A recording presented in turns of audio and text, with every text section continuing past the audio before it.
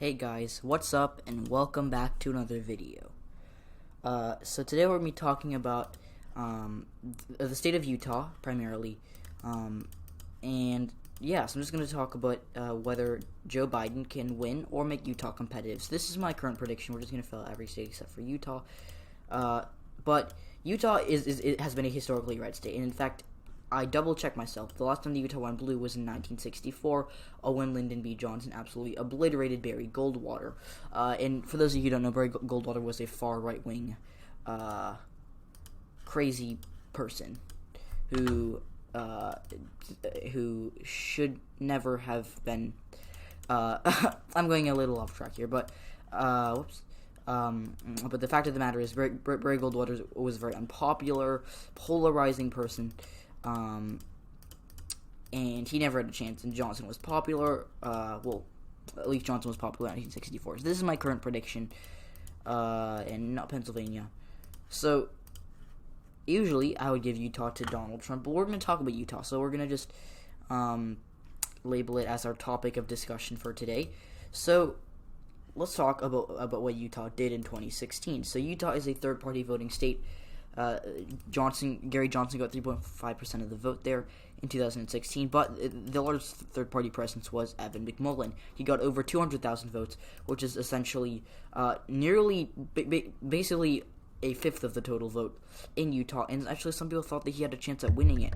And McMullin, by the way, was an anti-Trump conservative, so he basically ran for president of Utah. That was his home state. That was his one chance.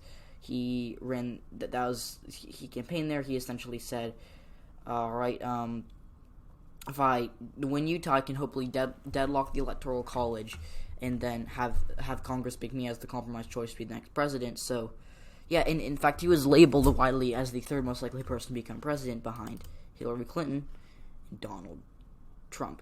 So, okay, now that's weird. Okay, I didn't know I could do that. But Utah has been a historically red state. In fact, if you want to look through every election, in 1968, it went red. 1972 went red. 1976 went red, even though Jimmy Carter won.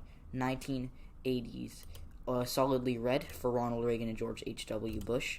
And even in a landslide, somewhat landslide year for Bill Clinton, where he got, a lot of votes. Let's just say he won by a good amount. Still, it was red. And even when Bill Clinton absolutely obliterated Bob Dole in 1996, it was still red. So this is a very red state historically, and if you want to make sure that Al Gore or John Kerry didn't do a weird thing and win it, they didn't. Believe me, they did not win it. In fact, I believe it was actually a landslide for Bush. Oh, there's not. That's sad. Alright, so, yeah, Utah has been a very red state since 1964. But, yeah, so what do the Democrats need to do to flip it? Well, first of all, they need to attack it, which they're not doing. So, already I'm tempted to put it in the safe red column. But let's talk for a second about endorsements. Now, Mitt Romney is a popular senator from the state of Utah. He, won easily. He is a Mormon. He did very well there in 2012. He got over 70% of the vote there in 2012. And he is going to endorse Joe Biden for president, or at least not endorse Trump. I'm pretty sure he's already endorsed Biden. But no, he hasn't. My apologies. He has not endorsed Biden yet. However, he's certainly not going to endorse Trump. He has called Trump a loser. He calls him a con man. Him and Donald Trump do not like each other. He's the only Republican in the United States Senate to vote against the president's, or he was the only Republican in the Senate to vote to convict Donald Trump.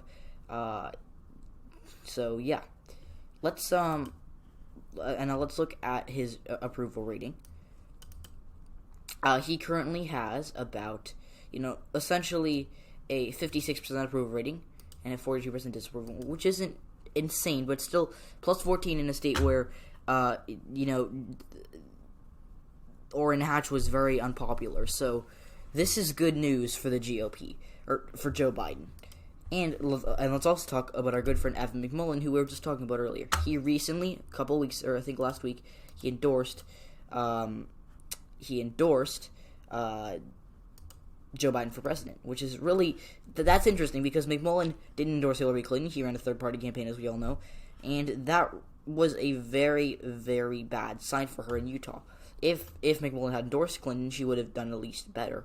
And now Evan McMullin is endorsing Joe Biden. So this is bad news for Trump because he needs to. I mean, taking away 6 electoral votes from him, that's that would be the same thing like as him losing Iowa. Like it's just not good at all. He wants to have those 6 electoral votes, and he didn't really have to campaign there that much. The Republicans don't generally have to campaign in Utah that much. I mean, in 2012, no one visited Utah because it was obvious that Mitt Romney was going to absolutely obliterate Barack Obama there. So, yeah, I mean, this is a historically red state, and if Trump has to even pour money into it and make it, a lean red state, that would still be historic, at least for the time being.